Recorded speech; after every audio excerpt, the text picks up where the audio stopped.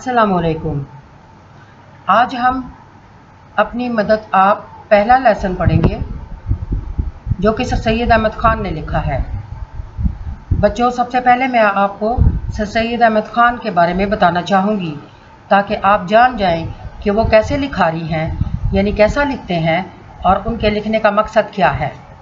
سر سید احمد خان بہت بڑے مصلح تھے، مصلح اصلاح کرنے والے کو کہتے ہیں، اور مسلمانوں میں بہت سی رسومات ایسی رواج پا گئی تھی کہ ان رسومات کی وجہ سے مسلمانوں کا دین اسلام اور مسلمانوں کا معاشرتی نظام متاثر ہو رہا تھا۔ تو سر سید احمد خان نے ان رسومات کی اصلاح کی کوشش کی۔ دوسری ایک خاص بات جو میں بتانا چاہوں گی وہ یہ کہ آپ ادب برائے ادب کے قائل ہی نہ تھے، بلکہ آپ ادب برائے اصلاح کے قائل تھے، یعنی ایسا ادب، ایسا لٹریچر جو شخصی اور قومی اصلاح کر سکے، صرف پڑھنے کی حد تک محدود نہ ہو۔ پھر آپ نے انگریزی زبان کے سیکھنے کے لیے بھی کوشش کی اور مسلمانوں کو بتایا کہ آپ کو انگریزی زبان ضرور سیکھنی چاہیے، اور انگریزی زبان سیکھنے کے آپ بہت بڑے حامی تھے۔ لیکن اس دوران کیا ہوا کہ مسلمان بھی آپ کے خلاف ہو گئے کہ ہم انگریزی زبان کیوں سیکھیں۔ تو آپ نے بتایا کہ مسلمانوں کے پاس انگریزی زبان سیکھنے کے علاوہ کوئی اور چارہ اس لیے نہیں ہے کہ بہت سا علمی خزانہ انگریزی زبان میں موجود ہے۔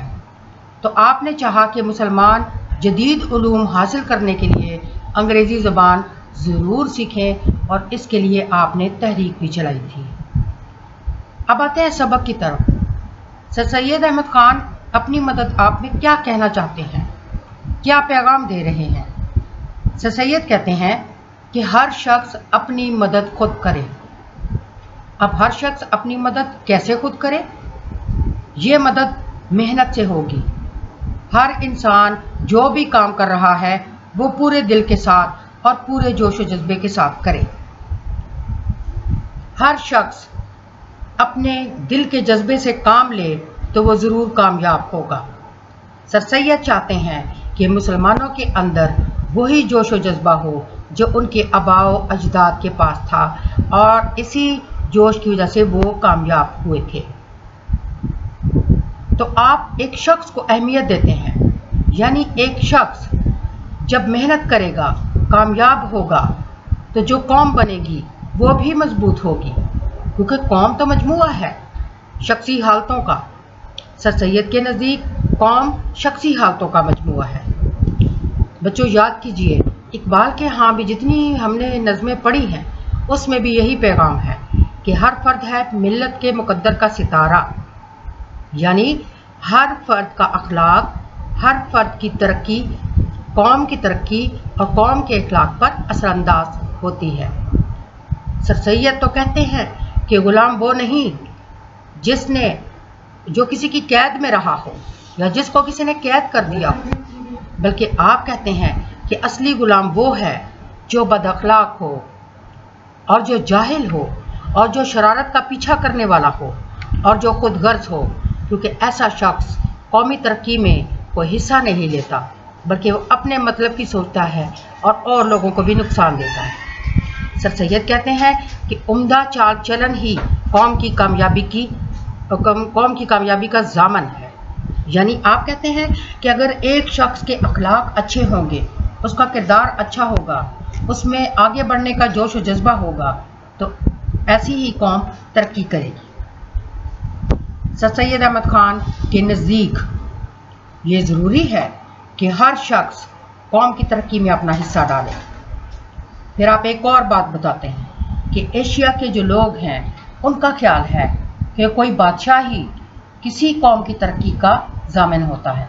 اچھا بادشاہ آئے گا تو قوم آگے بڑھے گی اور ترقی کرے گی، لیکن آپ کہتے ہیں کہ ایک سربراہ یا ایک بادشاہ ادارے تو بنا سکتا ہے، لیکن وہ اداروں میں ایماندار لوگوں کو تو تعینات نہیں کر سکتا۔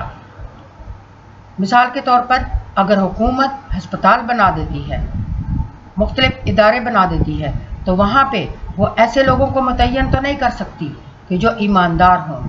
اب چاہیے تو یہ کہ جو لوگ وہاں پہ کام کر رہے ہیں وہ اپنا کام ایمانداری کے ساتھ کریں تاکہ جو ادارے قائم ہوئے ہیں وہ اچھے طریقے سے آگے بڑھ سکیں۔ تو آپ یہ کہتے ہیں کہ ایشیا کے لوگوں کا یہ خیال غلط ہے کہ بادشاہ ہی کسی قوم کی ترقی کا ضامن ہوتا ہے، بلکہ وہ یہ کہتے ہیں کہ انسان اور ہر فرد خود آگے بڑھتا ہے اور قوم کی ترقی میں حصہ لیتا ہے۔ تو آپ کا یہ بھی کہنا ہے کہ ہمیں دوسرے ملکوں پر انحصار نہیں کرنا چاہیے اور اس بات کی کوشش نہیں کرنی چاہیے، سوچ نہیں کرنی چاہیے کہ کوئی خضر آئے گا اور آ کر ہمارے حالات تبدیل کرے گا جب تک آپ نے خود اپنے حالات نہیں بدلے۔ بچوں، قرآن پاک میں بھی اللہ تعالیٰ نے یہی فرمایا ہے کہ ہر شخص کو اتنا ہی ملے گا جتنی کہ اس نے کوشش کی ہوگی۔ تو سر سید کہتے ہیں کہ قومی ترقی مجموعہ ہے کس کا؟ شخصی محنت کا، یعنی ایک شخص جتنی محنت کرتا ہے، شخصی ایمانداری کا، ایک شخص کتنا ایماندار ہے، شخصی عزت کا، ایک شخص اپنی عزت نفس کی کتنی پرواہ کرتا ہے، شخصی ہمدردی کا، ایک شخص ملک و قوم کے لیے کس طرح ہمدردی دکھاتا ہے اور کن کن مواقع پر قربانیاں دے کر سیکریفائز کر کے اپنے ملک کا مقصد آگے رکھتا ہے اور اپنے آپ کو پیچھے رکھتا ہے۔ اور آپ یہ کہتے ہیں کہ قومی تنزلی یعنی قومی زوال کس چیز کا مجموعہ ہے؟ شخصی بے عزتی کا، شخصی پستی کا، شخصی بے ایمانی کا اور شخصی خود غرضی کا، تمام شخصی برائیوں کا۔ یعنی آپ یہ کہنا چاہتے ہیں کہ ایک انسان جب اپنے ملک اور قوم کی ترقی چاہتا ہے تو اسے چاہیے کہ وہ اپنے مفادات کے بارے میں نہ سوچے بلکہ ملک و قوم کے مفادات کے بارے میں سوچے اور اپنی مدد خود کر کے آگے بڑھے۔ اب آتے ہیں الفاظ معنی کی طرف۔ آزمودہ مقولہ یعنی آزمائی ہوئی بات، حاشا و کلا اللہ نہ کرے یعنی ہرگز نہیں، پرکھوں آباء و اجداد کو کہا جاتا ہے، مارے سرگنج یعنی خزانے کا سانپ، مطلب یہ کہ دولت مند کنجوس مراد ہے، فلسفی دانش مند کو عقل مند کو کہا جاتا ہے، لابدی کا مطلب ہے ضروری، ثمرہ پھل کو کہتے ہیں، نیست و نابود کرنا انتہائی تباہ کر دینا یعنی بالکل ہی تباہ کر دینا، بیش بہا یعنی بہت زیادہ قیمتی، حظ اٹھانا یعنی مزہ دینا۔ سوالات کے جوابات آپ نے لکھنے ہیں اور آپ نے اس چیز کا خیال رکھنا ہے کہ آپ کے جوابات 3 سے 4 لائنوں تک محدود ہوں جو کہ بورڈ کی ریکمنڈیشن ہے۔ سوالات انتہائی آسان ہیں۔ یہ سوالات آپ جو میں نے تعارف دیا ہے اس سے، لنک سے اور کتاب کی مدد سے ان کے جوابات لکھیے اور کوشش کریں کہ سوالات کے جوابات 3 سے 4 لائنوں میں ہوں۔ پھر خالی جگہ کو مناسب لفظ سے پُر کرنا ہے اور اپنی مدد آپ کے حوالے سے، اور ابھی میں نے بتایا آپ کو کہ قومی ترقی کس چیز کا مجموعہ ہے، پھر قومی تنزلی کس چیز کا مجموعہ ہے، باری باری ایک ایک پوائنٹ آپ ان میں لکھتے ہیں۔ پھر خالی جگہ کو مناسب الفاظ سے پر کریں۔ الفاظ میں نے نیچے دیے ہوئے ہیں، آپ ان میں سے مناسب لفظ کو چن کر کس خالی جگہ میں کون سا لفظ آتا ہے وہ لکھ دیجیے۔ پھر ہے سیاق و سباق کے حوالے سے پیراگراف کی تشریح کریں اور دیے گئے لنک کی روشنی میں آپ نے کرنا ہے۔ پیراگراف کو آپ نے اس کی تشریح کرنی ہے اور تشریح میں آپ نے پیراگراف کے علاوہ جو کہ سبق کا مرکزی خیال اور جو کچھ اس سبق میں بیان کیا گیا ہے وہ بھی کوشش کریں کہ اس میں سے بھی چن کر لکھیں۔ Thank you.